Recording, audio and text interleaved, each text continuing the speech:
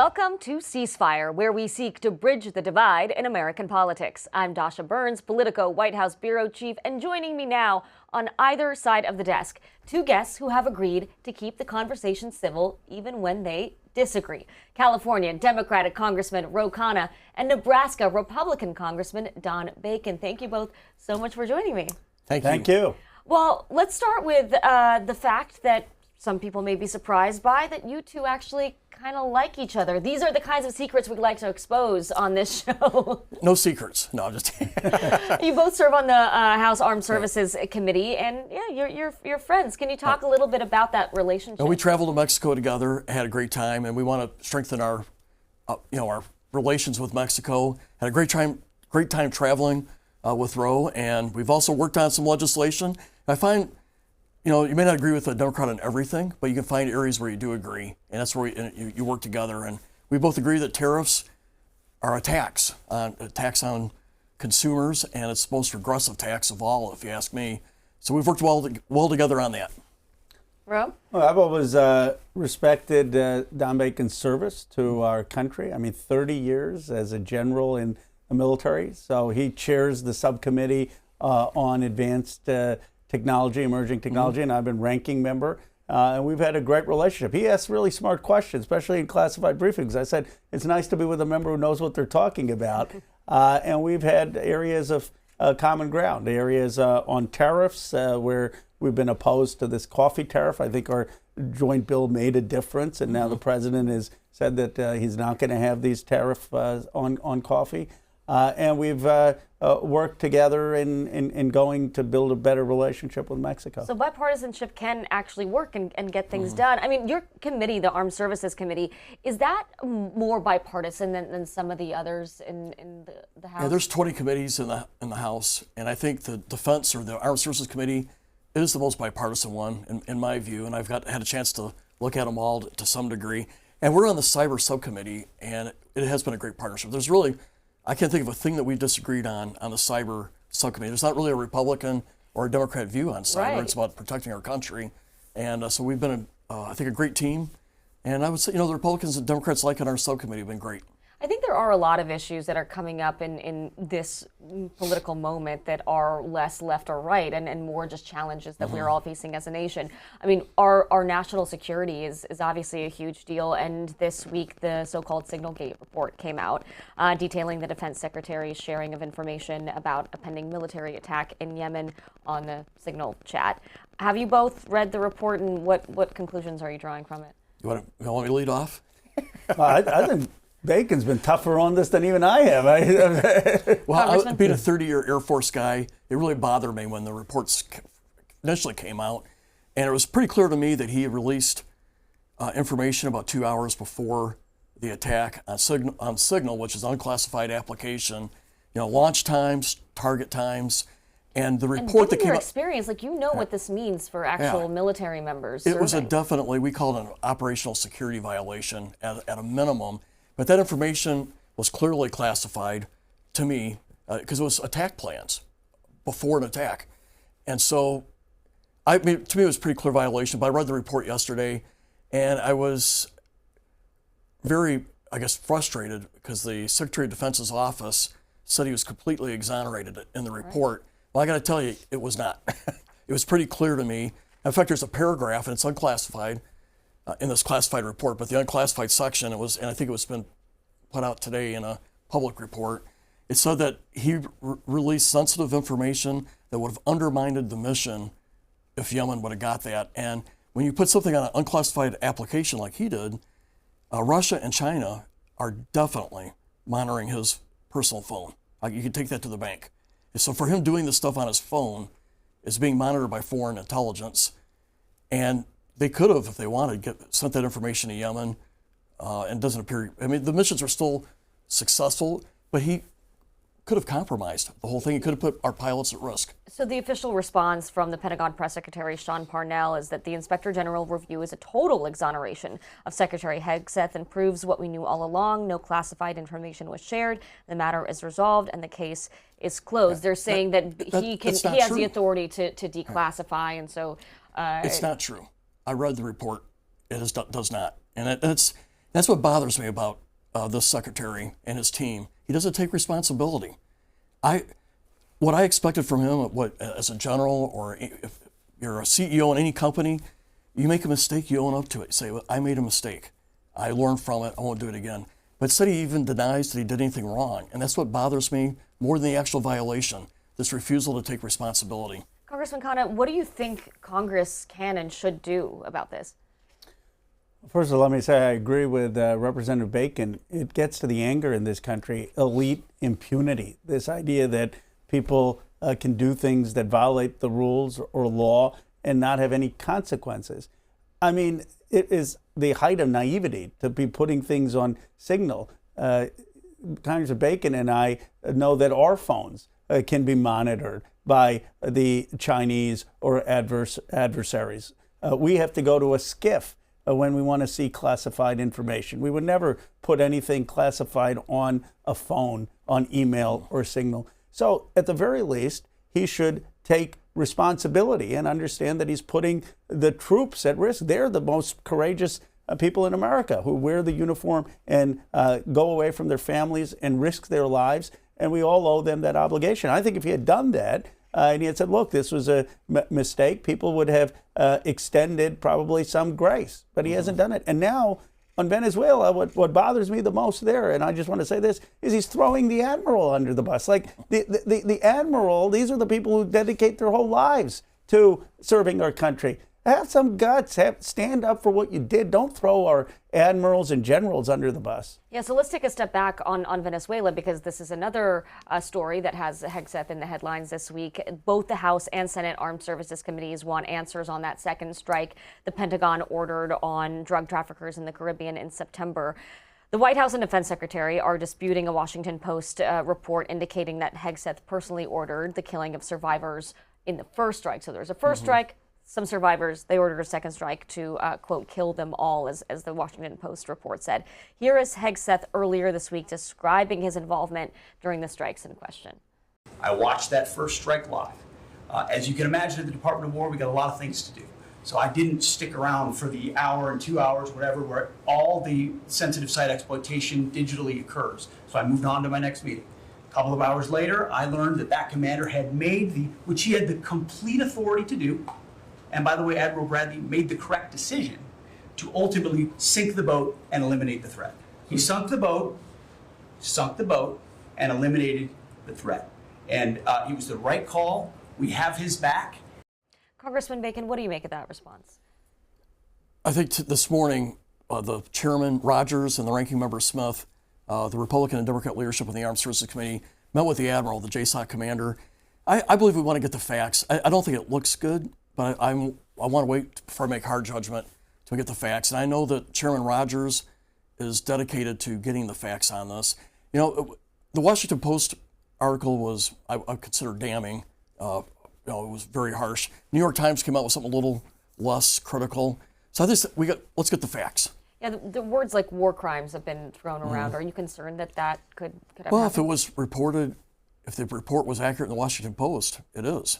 But he denies it, and the Times was a little less critical. I mean, I think it was less war crime reporting in the New York Times. So let's just get the facts. That's my view. But I know Chairman Rogers and Ranking Member Smith take this serious. They've met with the Admiral today. I also think we should meet with the Southern Command commander that resigned. He resigned shortly after this.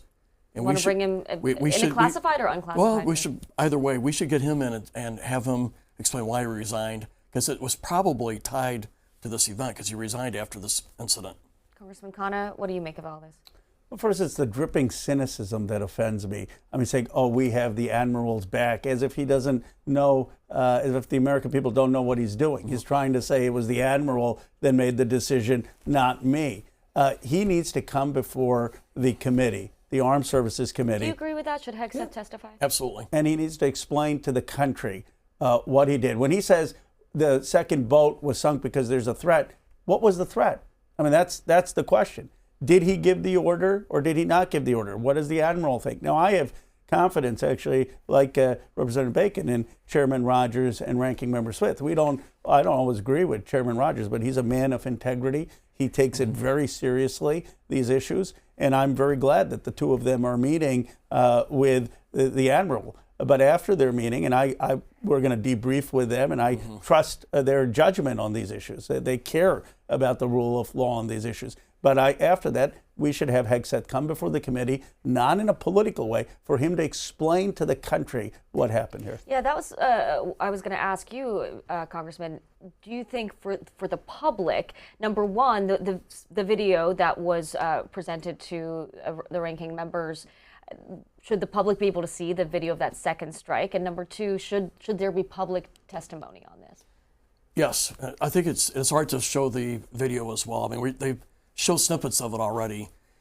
What concerns, if you look at the Washington Post article, it looks like they targeted the two survivors who are not imminent threat. They were trying to be rescued. They didn't want to. They were trying not to die. Yeah. And so the Washington Post article is I think very critical. It's not a good story if you're the secretary. But like I said, the New York Times was less so. So it's better just get the facts. We should call in the 4-star general who resigned after this and get the facts from him too. More broadly, given your military experience, given what you've been seeing at the Pentagon, what do you think the administration should do in terms of that role of the Secretary of Defense? Well, I've been on the record already. After Signalgate, I think I've seen enough.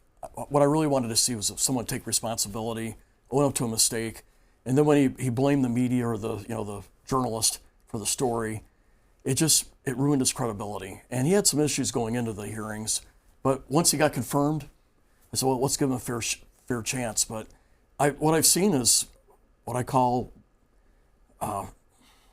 just a poor decision making. So, for example, not taking responsibility in Signalgate, but his rules on the media, where now you have a bunch of second-rate journalists operating out of the Pentagon, but all of the Fox and New York Times, Washington Post, they're all outside of the Pentagon. And then we have rules that we have military bases in our districts. They're not allowed to talk to us because of his orders to them not to talk to anybody in Congress unless the actual questions have been vetted through the Pentagon first. So there's a series of decision making here that really bothers me. But really the most critical on some of the decisions made about Ukraine and NATO. Some of these things are just lack of judgment. But there are decisions that have been undermining our support of NATO, I think is the most troublesome, because we have a 75-year history working with NATO. It's been the pillar of our national security. And I think some of the things that are being done by the Secretary through some permission with the White House, but most of it's coming out of the Undersecretary for Policy. A lot of decisions are coming from there. But it's going to cause damage to our country for years to come, way after they leave. It's undermining our trust with our allies and this very important alliance. And that troubles me more than anything. One of the reasons that we're talking about Venezuela, these strikes are just part of a broader policy towards Venezuela. The president this week said that he is considering land strikes in Venezuela. They could be imminent.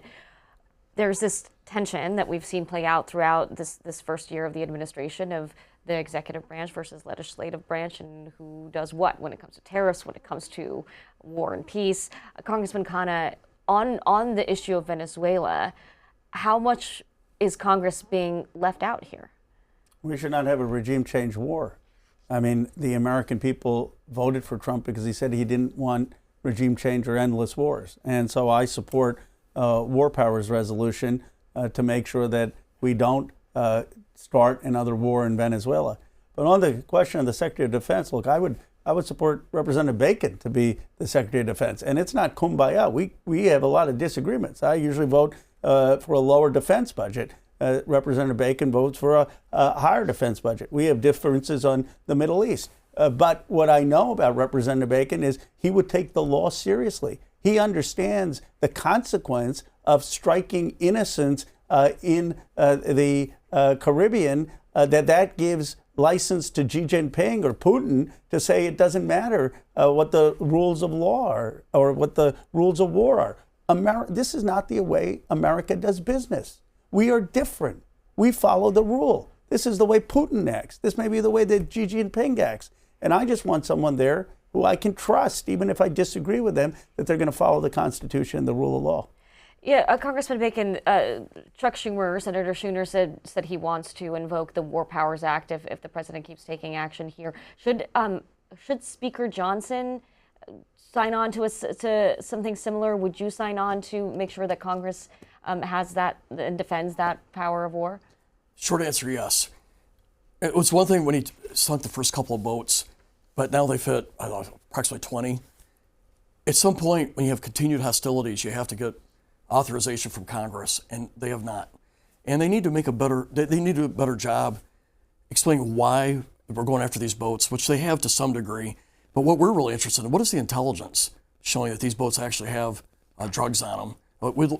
So they haven't done a good job coming to Congress and making their case on boats, and they have done zero on any kind of potential invasion of Venezuela. And if you're going to have war with Venezuela, you need to come to Congress or you need to go to the American people, make your case. And I don't think they've made any case for this. So I'm troubled by that. Do either of you want to see regime change in Venezuela? Well, I don't like Maduro. I think Maduro's terrible. Maduro and Chavez before him, taking the richest country in South America and made it one of the poorest. And they've taken away their democracy. It's a totalitarian state. Maduro's a bad guy. I would love to see him change out. I don't think it's our role to do that, though. I think to Congressman Khanna's point, the president ran on not doing these kinds of things. And I don't think you can just do that without coming to Congress, making your case, go to the American people, make your case. He's done zero of that right now. And what we did for Desert Storm, what we did for Iraqi freedom and enduring freedom with Iraq and Afghanistan, the president came forward, said why we need to do this. And we had votes in Congress that wasn't declarations of war, but they were approvals. We've had none of that here. I do want to turn to domestic policy for a moment because Congressman Bacon, you have been working on a bipartisan health care plan. Of course, the battle over these Obamacare subsidies is still very much on. The president last week seemed open to an extension and working with Democrats on health care. Listen. I'd rather not. Somebody said I want to extend them for 2 years. I don't want to extend them for 2 years. I'd rather not extend them at all. Will you do it? It may be some kind of an extension may be necessary to get something else done because the Unaffordable Care Act has been a disaster. And the premiums are going up, and it's the Democrats' fault. But, they are negotiating with me. It's very interesting. So there's been pushback from Republicans on the Hill. Congressman Bacon, where does this all stand right now? There's a lot of talk, a lot of headlines flying around. I belong to the Main Street Caucus, also the Republican Governance Caucus. Problem solvers, I'm part of that too. I would say 90% of us in these caucuses, you're talking about 100 people, we feel like we need an interim extension, a short-term extension. I think 2 years is appropriate, frankly. And we need to make some changes to those credits. Right now, you can earn up to $600,000 and get these tax credits. About a third of the money doesn't go towards lowering individuals' premiums that we've been doing over the last few years. We'd like to make sure every dollar that's spent is lowering someone's premium. But you are open to yes, extensions. I'm the author of some of these frameworks on there, and I'm working with Democrats across the aisle to do that. But most of us think we need a short-term extension. And give us time to work on something more meaningful and deeper. But you're not going to do something significant before December 31st. And if we do nothing, people's premiums are going to go up significantly, and we don't want to do that. Congressman Khanna, where are Democrats on this? Well, first, we need national health insurance. The private insurance market is broken. But before we can get to Medicare for all, before we can get to a real solution, we need to make sure that people aren't being hurt. I was talking to a son of a taxi driver who has cancer in Arizona. His father's insurance is going to go up from $44 to $2,600, partly because of making a little more money, but partly because the credits aren't going to be extended. That is absurd. So while I'm a supporter of Medicare for all, while I think private insurance companies are ripping off the American people, I am open to a compromise to get those tax credits extended. I wanted them permanent, but you don't get exactly what you want in Congress. And so I believe Representative Bacon's made a good faith effort. If we can get 2 years We have to have certain compromises on at least covering people up to 200,000. So you would sign on to Representative Bacon's plan? Well, I haven't seen the details, but I'm open to it. I mean, it's not exactly what I want. I'm sure it's not exactly what he wants. But in Congress, there are 435 of us. You got to have some compromise. So you've been working on this. Why do you think leadership has been so resistant? So if I may, we do have some Democrats already on this framework. Tom Suozzi, Josh Gottheimer. We have some Republicans on there as well, and some from some pretty red districts. Now, the pushback that we get on our side is these tax credits don't solve the problem. I mean, the costs are exploding. Obamacare or ACA is becoming more and more unaffordable. It takes more and more tax money to make it affordable. And so they're saying you're just extending the problem, you're not fixing the problem. And there's truth to that. The problem is it's our constituents who are paying for it, and we're not going to fix this before December 31st. And I'm more worried about our constituents seeing $1,000, $2,000 increases in their monthly premiums, right? So and politically, I mean, if people are feeling that in a midterm year, right. So it would be political malfeasance to not extend these to some degree. Yes, with some reforms, but to do nothing would be. Do you think dumb. Speaker Johnson is? Well, I think he's got there? that message. We've told him this weekend last that doing nothing's not an answer. And I get it; it doesn't solve the problem, but it does help our constituents. And let's get some time and work on this and do something. Have you gotten any indication from the White House about their feelings on your proposal? Well, initially they came out in support of our plan, and then leadership from the Congress called us and said, "Hey, we don't have enough support back here." So that's when he withdrew back. But the fact that he initially said that he would want an extension with some guardrails and compromises, to me that was promising. So there's hope. Yes. I do want to take a little time and talk about both of your futures, because there's some interesting stuff going on either side of the table here. President Khanna? I was going to ask, I understand you might not make news here today, but you have traveled to several key 2028 battleground states. Are you plotting a run for the White House? Right now, my focus is obviously on the House and making sure we take back the House. But I want to be part of the national conversation in the country. I represent a district in Silicon Valley with AI and technology. We have $18 trillion of wealth. I don't think this country can just have islands of prosperity and whole places of despair and decline. We need to make sure that the economy, the economic future works for every community, every family in this country. And I have a strong sense of ideas. I call it economic patriotism of what that will take. And I want to be out there sharing those ideas across the country. What do you think you represent? Like, what can your role be in the Democratic Party as the left is trying to sort of find its path forward here? To offer an economic vision that says, I understand the economic future and it can't just be for tech billionaires. And if you want to just keep going the way we're going now, my district may be worth not 18 trillion, but 30 trillion in 10 years. But the place I grew up in, Bucks County, Pennsylvania, those kids, they may not have the American dream. They may not have the job. So what I'm saying is tax the wealth in my district so we can have a Marshall Plan for America, so we can have actually good paying jobs across this country, so that we can build new economic opportunity in rural communities and factory towns. And I have specific ideas. We probably don't have the time for that, of how we do that. I think that has to be part of the conversation. How are we going to build the economic future across this country? Congressman, what do you think about President Khanna? Don't put him in a awkward spot. That's what this is about. You're in the hot seat I now. appreciate working with Congressman Khanna. He's been a great ally in the cyber subcommittee, and we probably have some different ideas. I'm a old school conservative, Ronald Reagan type conservative, like Eisenhower, and I don't know that we're in total sync on some of the policy, but I do know this: he's an honest, good man. He cares about people, and so you would never hear me say something bad about him. You have also made a bit of a decision about your future. You decided not to run for re-election. Why? The main reason I've done it for 10 years, I've had 5 elections, general elections in 10 years, 4 contested primaries. So nine elections in 10 years is a lot. Yeah. And, I'm gone 4 days a week, typically. I've been married going on 42 years. I have 8 grandkids within 10 minutes of my house. I just feel like I need to do something different. And I'm in what we consider a D2 district, where it favors Democrats by 2 points. So every election I've had has been a 10-round boxing match, if you will. And I have to ask myself, do I want to do this a 6th time?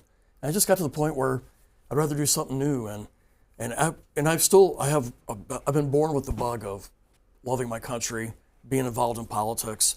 I'd want to be a statesman. That's what I would want to be. And so I want to still be involved. I want to help out good people win the presidency. Since we're just talking about this, I like Brian Kemp. I like Glenn Youngkin. I like Nikki Haley. There's these people that are old school Ronald Reagan Republicans, and that's who I am. I don't buy this isolationism Do you think movement. that that's still a possibility for the Republican Party, though? Because over the last 10 years, you guys have moved pretty far away from that as a It's interesting. party. You could be a far right, you could be Republican. That doesn't make you a traditional conservative. And I'm still a traditional conservative. In fact, I think the vice president said he was a post-liberal conservative, which means he's not a Reagan guy, right? Well, I am a Reagan guy. And I believe in those tenets. And it may not be the majority of our party right now, but that's where I'm at. And I think it's what's best for our country. And I'm not going to go with the wind. I have a compass, and I want to make a case for what I believe in, what's good for our country. And even if you're in the minority, it's all right to be on the losing side if you're right, because eventually you will win. Winston Churchill, 8 years in the wilderness. In the end, they said, that guy is the best guy we have for World War II. So I say stick to your principles. Your friend here is right. He does not go with the wind. What does it say to you that folks like Congressman Bacon are leaving the House? Well, I think he has future public service in him. I mean, he may run in 2028. We'll see on his side. And I think he could serve in a Republican administration. I think he could serve in a Democratic administration in a role. I mean, we've got to get to a point where we have people of goodwill who may disagree working together. And look, I call myself an FDR Democrat. I believe that the wealth inequality is the biggest challenge, that forgotten Americans are the biggest challenge, that we need to make sure the economy isn't just working for tech billionaires, but is working for everyone. And if Don Bacon is a Reagan Republican, that is the type of debate we're supposed to have in this country, because neither of us have a monopoly on the truth. And when we have an honest debate, it's going to make the country better. But for some reason, we haven't been having that philosophical debate based on principle. We've been insulting each other. We've been catering to sort of extreme hateful rhetoric. And what I'd like to get back to is a conversation of spirited debates and ideas, not kumbaya. But he's never going to vote for me, but a sense that if we debate and argue in a thoughtful way, that's going to make the country better. Congressman? Oh, I agree with everything you just said. Just like a committee, right? Look at that. We can find some agreement. Well, thank you both, Congressman Don Thank you. Bacon, Congressman Khanna. Thank you for joining Ceasefire. Let's turn now to this week's C-SPAN Flashback, where we dig deep into the video archives. This week, the 103rd National Christmas Tree Lighting took place Thursday here in the nation's capital, with several musical artists on hand to add to the celebration. But we want to take you back to the 1996 tree lighting. R&B singer Patti LaBelle was one of the headlining performers for the event when she encountered multiple technical difficulties. Ladies and gentlemen, we are privileged to have as our special honored guest this evening the dynamic Patti LaBelle. Patti's recording and acting career has pushed her to the pinnacle of show business. Hang all the mistletoe. I'm gonna get to know you better. This Christmas. Where are my background singers? Woo! Oh, baby, baby, and it's the wrong words on the cue cards. I don't know the song. This Christmas, I'm gonna ad-lib all I can, because I don't have the right words and I have no background singers.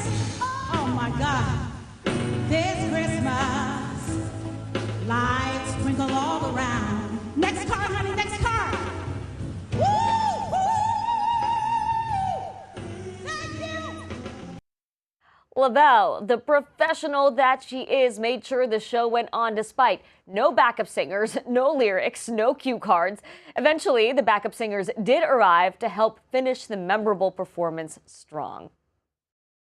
And it's been another busy week of politics here in Washington. And joining us now to break it all down are two political pros from both sides of the aisle, Democratic strategist Arshi Siddiqui and Republican strategist T.W. Arrighi. Thank you both so much for joining me. I'm going to look to you both to not be your surrogate hats today, but your strategist hats, right? To try to explain to our viewers why each of your parties is doing what they're doing, how they're doing it. I do want to start with the Tennessee special election this week. There was a lot of talk about it. There were some Democrats thinking that Afton Bain might be able to flip a deep red district. That didn't happen, but it was a lot closer than Republicans would have liked. What do you think happened there? I always take off-year elections with a grain of salt. And I think it's also important to point out that Marsha Blackburn only won that district by 0.5 point. So is it great that we only won by 9? No. Is it the end of the world? No. I think for the Democratic side, they have to look at how Afton won that race. She took some positions that were deeply unpopular in that district. She doesn't like country music. That doesn't go well when you're outside of Nashville. So there's a lot of takeaways, I think, for both parties. For Republicans, I think we need to focus back on messaging and make sure that we are driving home the areas of affordability, the cost of living, and things like that. But I don't think it was the end of the world like many prognosticators would like to say. Yeah, I mean, look, +9 might sound like a lot to people, but Trump won that district by 22, right? So it was closer than Republicans would have liked. Arshi, do you think that Democrats learned some lessons here too? Well, I think what's interesting, I mean, just going back to the point on our candidate, I think the candidate was positioned in that way because there were other moderates that didn't get into the race because it's a +22 district. So I think when first Tennessee was brought up, I mean, I don't think anybody on the Democratic side was taking it seriously. And then as time came, you know, as we saw her gain momentum, then we saw a lot of star power. We saw Johnson go out there, Speaker Johnson. We saw Trump engage twice, 2 town halls. And then we also saw a number of Truth Social posts. So there was a big effort and millions of dollars. So I think for Democrats, it was a big shot in the arm. And I think it probably for going into November, there's some moderates who are more, you know, closely aligned to the district who may be taking another look. Well, the thing is, the Republican candidate, Matt Van Epps, he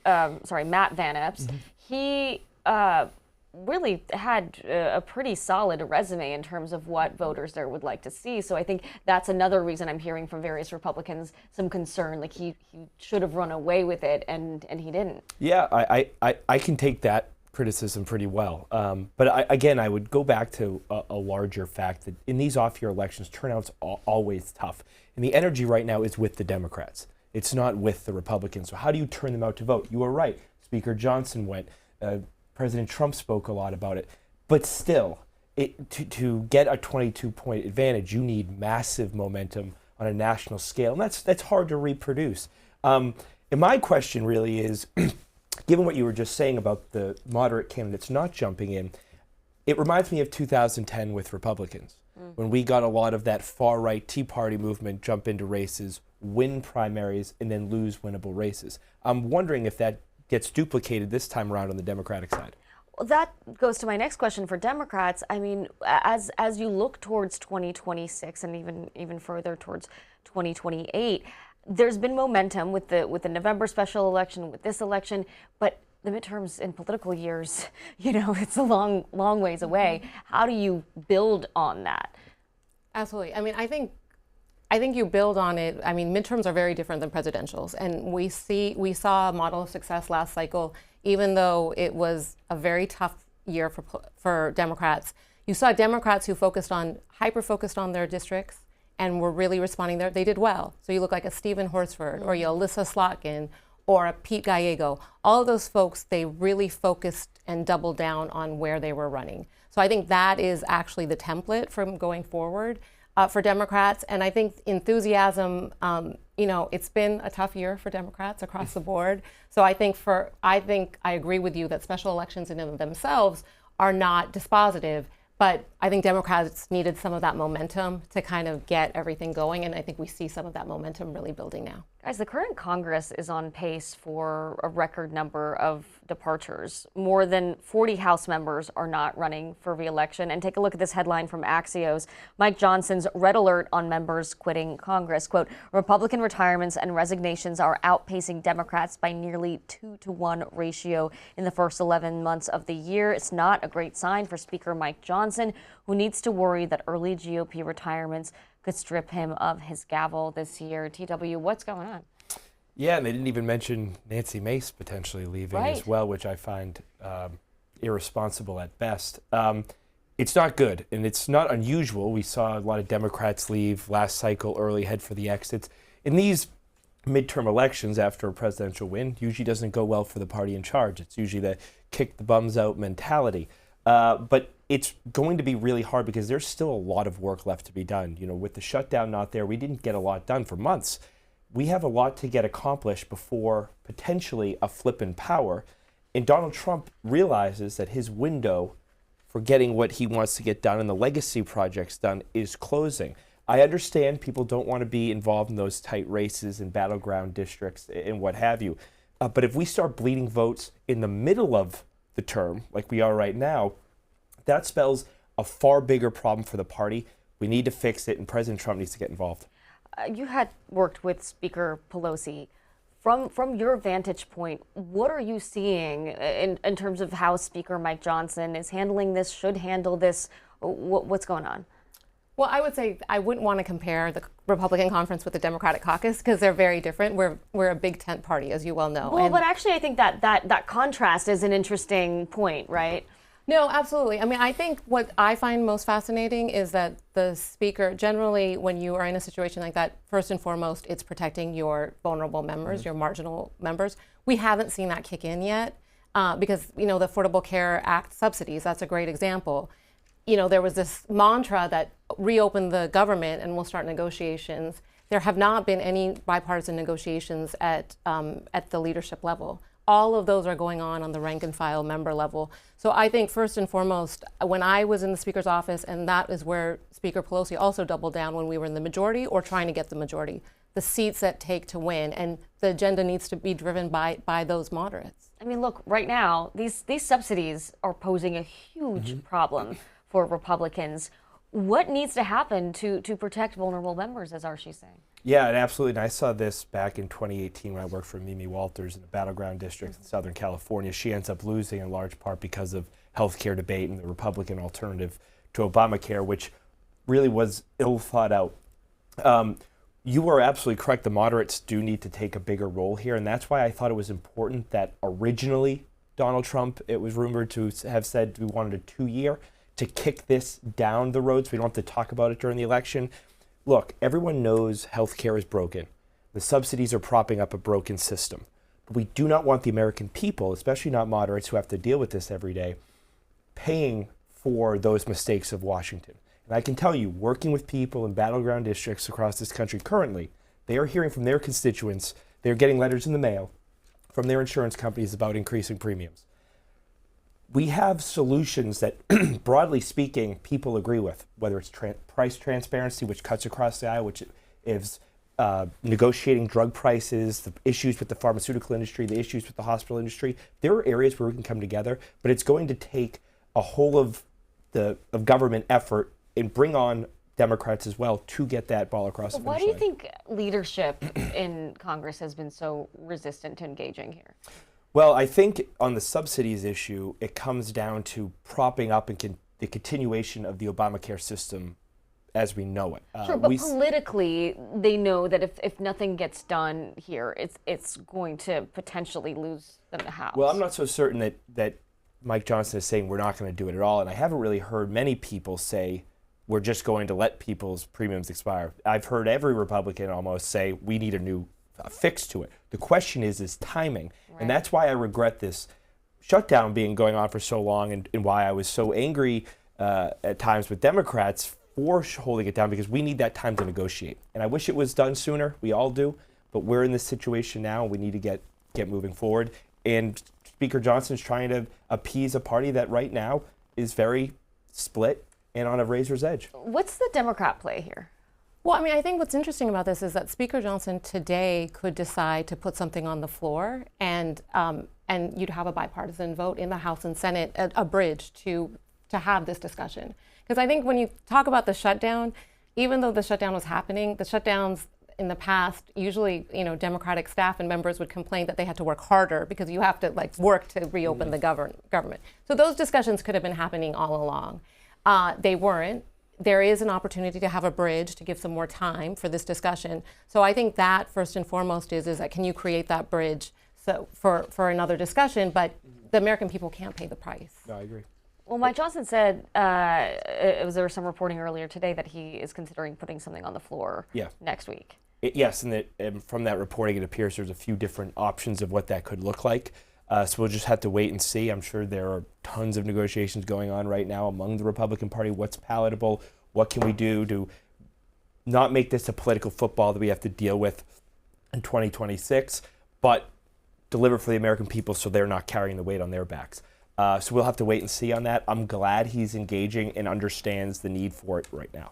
But he could also engage with the members who are talking on a bipartisan basis. Right now, it looks like it's a Republican-only proposal, which to me is more of a find your cover vote versus a I'm not solution. so certain about that, especially on the Senate side. I do know that there are Republican and Democrat members talking together. Well, Representative Don Bacon is working on a bipartisan proposal as well. There, Tom Suozzi and some other Democrats are involved. So, but as you said, it's at the rank and file level. Still, we'll see what happens as leadership gets more involved. I do want to talk about some fresh polling out. Gallup has a poll that shows the president's approval rating sitting at 36%, disapproval at 60%. The polling took place during the recent government shutdown and off-year elections where Democrats won big. Given the president is term limited here, how much should he even worry himself with this? Well, how much should he and how much does he are two different questions. Yeah. I think he should worry about it up until 26, but at the speed in which he is moving, like him or hate him, he will go down in history as one of the most consequential presidents ever. Whether it's the executive orders, whether it's the peace deals and the peace talks that we're currently engaged in, whether it's the slew of domestic policy, immigration policy, et cetera, et cetera. He's moving at breakneck speed, and you can't do that unless you're prepared for the consequences that come with expending so much political capital in every direction all at once. So I think it's impactful for 2026. Do I think he's incredibly worried about it right now? No, because I think he thinks I only have these 4 years. We need to make sweeping changes in every aspect of American life, and we need to act fast. So we'll see how it plays out from there. Are Democrats capitalizing on this? In what way? The president's approval ratings are low. Democrats have been looking for a message that can not only be sort of anti-Trump, right? I think that's what a lot of voters have been asking for. But what do Democrats stand for? What do Democrats want to push for? There was a bright spot with these elections, with the healthcare messaging. Now there seems to be more of a turn towards affordability. Like, how do Democrats run with this? Yeah, I think it's exactly the affordability message. It will be front and center. I think on tariffs, you look at what that's doing to cost of living for American consumers. That's real. It's significant.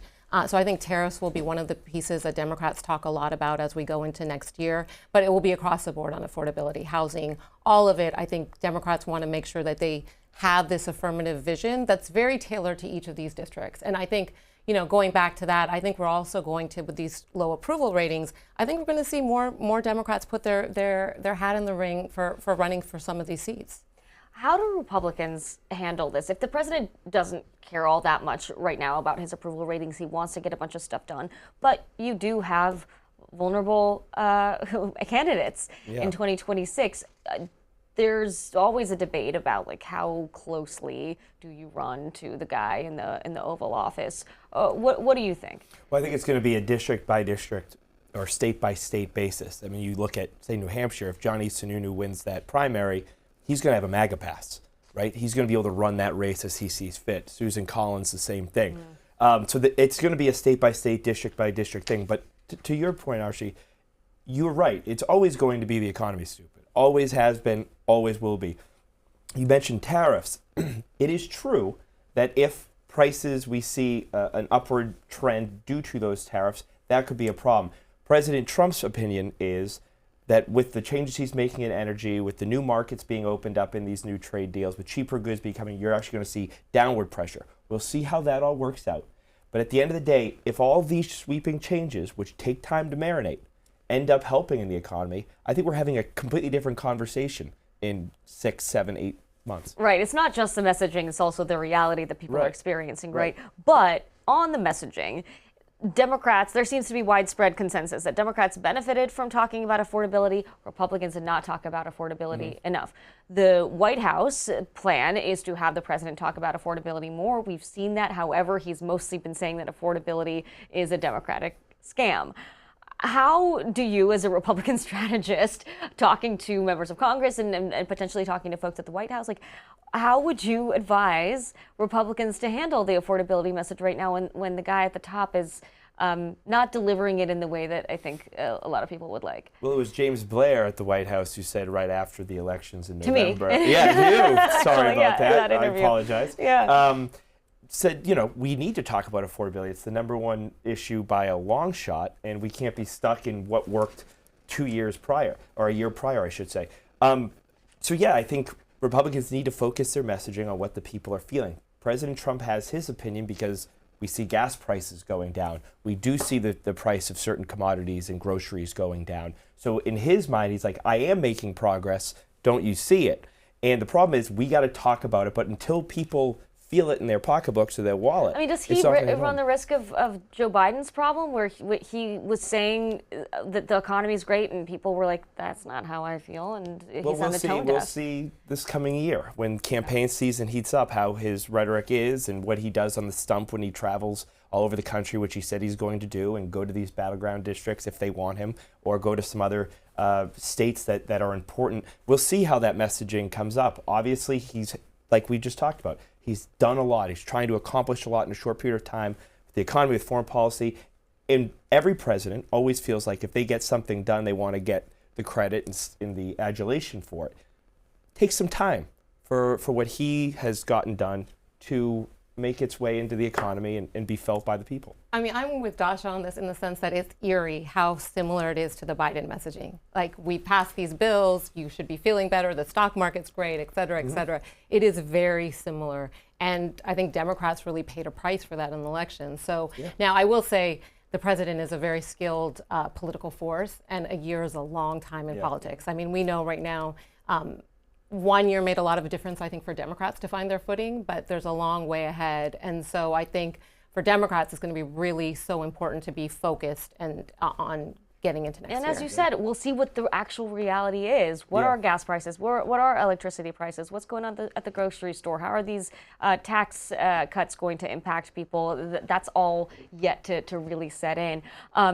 Speaking of money, though, government funding, there's a lot of concern that there's going to be another shutdown battle in January. Arshi, where do you think Democrats are at? I'm not as pessimistic. I do think one of the things that got lost in the shuffle is that the whole Democrats taking a stand did, I think, put pressure on some of these appropriations bills. So we had the minibus. I think there is a bipartisan effort in the Senate to get something done. So to take more of these appropriations bills off the table. I do think that Democrats are going to continue to focus on the affordability issues. What was so troubling about the shutdown for me is that there was a tried and true blueprint for years on these funding negotiations. They're bipartisan, bicameral, and that was thrown out the window. So I think that's where the threat comes from, is that when you don't have that tried and true blueprint, then it is very much one party trying to exert their will. I mean, would you advise Democrats to avoid another shutdown or to take a stand again? I think a lot depends on what happens with these subsidies. The Democrats I'm talking to certainly are very, when you talk to the rank and file moderate members who are working with moderate Republicans, they feel like they have a path forward, but they're hitting a big roadblock, a brick wall. So the question is, can they break through that? And I think that'll determine quite a bit of how January plays out. Yeah, I think a lot will be decided with these healthcare bills. I think you're right on that. And I, too, hope we get back to this appropriations process and we do this the right way. We started off really strong, getting the bills out of committees, getting them to the floor. and then things slowed down, and that's unacceptable. I think the American people know that, even though they might not be familiar with the appropriations process. In terms of the tried and true method of getting CRs through, I would quarrel with that characterization insofar as the bill that was up was one that had been voted on bipartisanly several times before. It had come up 17 times. Chuck Schumer and Nancy Pelosi on record saying you don't shut the government down for these political squabbles. So they went outside of the mainstream. And as I said before, I thought we wasted valuable time that we could have been using to discuss healthcare and other big issues. And I agree with Mike Johnson that we shouldn't have done it under duress. So we'll see where it goes when we get these healthcare bills. I hope we can avoid a shutdown. I think it was a disaster. I do think it increased Democratic margins in the November elections. But what difference does it make in New Jersey and Virginia? I think it was disappointing all around. I want to shift gears to a battle that's been playing out this week between the Pentagon and some Democrats. Arizona Democratic Senator Mark Kelly, former Navy captain, is responding after the Pentagon launched an investigation into him for participation in a video with some fellow Democrats, all veterans, telling service members to reject illegal orders. Here's a portion of that video to remind you. We want to speak directly to members of the military and the intelligence community. We know you are under enormous stress and pressure right now. Americans trust their military, but that trust is at risk. This administration is pitting our uniformed military and intelligence community professionals against American citizens. Like us, you all swore an oath. Our laws are clear. You can refuse illegal orders. You can refuse illegal orders. You must refuse illegal orders. No one has to carry out orders that violate the law or our Constitution. But whether you're serving in the CIA, the Army, or Navy, the Air Force, your vigilance is critical. And know that we have your back. The president went after them pretty hard. He called it seditious behavior, saying it's punishable by death, although he later clarified he wasn't threatening death. Arshi, I do want to ask, what do you think was the strategy for Democrats to do this, and was it the right move?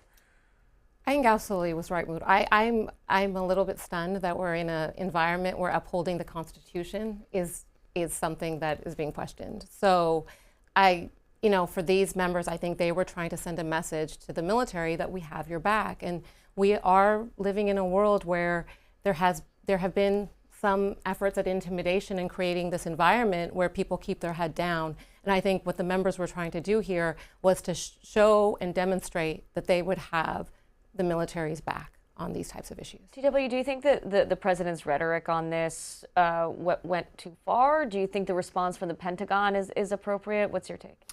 The response from the Pentagon, I don't know. I'm not a lawyer and trained in those things and what should be investigated and what shouldn't. I'll stay out of that. And the president's free to his opinion on the matter. I don't question any of those individuals' patriotism, but I question their judgment. I thought that video was dangerous for a number of reasons. First and foremost, there's a broad implication that the president's giving out illegal orders willy-nilly, which I think is not accurate. But two, the people who would be refusing those orders are 18, 19-year-old soldiers, sailors, airmen, and Marines who don't necessarily know the dividing line between what it is an illegal order and what isn't. And so if they get court-martialed, are they going to show up at the trial? Are they going to defend the 18, 19-year-old kids that they just said to put politics in the military? I have a real problem, and that's what I keep hearing from people in the military and those around it. Yeah, Arshi, what do you think about what TW is saying about the actual sort of impact on everyday service members? I would say just the way the infrastructure is built in the military, the strong preponderance is to follow orders. So I think the question is that if you are in kind of that it's a know it when you see it kind of situation, but otherwise the inclination will be you follow orders because that's the way the military is structured. So I think the folks that I have talked to have said that it is pretty clear in the training. You know the difference. I want to transition us before I let you both go to a segment we have called Not on My Bingo Card. Our politics has gotten a little quirky, a little funky, a little weird at times. And this week there's a video of Pope Leo XIV revealing a bit of a secret. The pontiff was remotely addressing a Catholic youth conference in Indiana when he jokingly answered about his strategy playing a popular word game and gave an honest answer. I gave you a pair of socks, and I feel like I have to let you know I'm still wearing some Pope socks, just, so we're in solidarity. We are thrilled to have you joining us. There's 16,000 young people with burning questions and a lot of hope for this moment. Selfishly, I'd love to know your opening word for Wordle, but we'll talk about it later. I just want to say, I only wear white socks and I use a different word for Wordle every day. So there's no set starting word, in case you're wondering. Yeah. Breaking news, new word for Wordle every day. What's mine? Oh, it's yours. Chase. Chase? Yeah. What, do you have one? I do. Like the French hello? Yeah. Oh, I thought you said I do. Yeah, no. Chase and I do. Okay, we've got some pro tips for our viewers here. Thank you both so much for joining me. It's been a pleasure. Appreciate it. Thank you, Dasha. We'll close this week's program with our ceasefire moment of the week, highlighting what's possible when politicians come together as Americans, not just partisans. This week, the House passed a bill to decrease the time it takes for children battling rare diseases and certain cancers to get access to therapies. It's called the Michaela Nalen Give Kids a Chance Act. It's named for a young cancer patient who traveled the country advocating for other children with cancer. She passed away this year at 16 years old. Michigan Democrat Debbie Dingell and Texas Republican Michael McCall discussed the importance of the measure on the House floor. I am proud to co-lead this important bipartisan legislation. One of the bill's advocates was one that we're all going to talk about, Michaela Nalen, a 16-year-old girl in Colorado who battled bone cancer. And she hopes that other children will not die at her age, that this bill will help save lives. She supported and spoke on the importance of funding cancer research to be able to help other kids like herself. As chairman of the Childhood Cancer Caucus, I host a yearly Childhood Cancer Summit. Ms. Dingell is a co-chair. It's a time for pediatric cancer patients, survivors, and advocates to rally together around these precious children. This year, I was blessed to get to know this beautiful young woman. We got her into a joint clinical trial at MD Anderson and Texas Children, but unfortunately, it was too late. I wanted her to know that her impact would outlive all of us. The bill now advances to the Senate, where bipartisan lawmakers have also introduced a version. And that's all the time we have for this episode. Ceasefire is also available as a podcast. Find us in all the usual places. I'm Dasha Burns, and remember, whether or not you agree, keep talking and keep listening.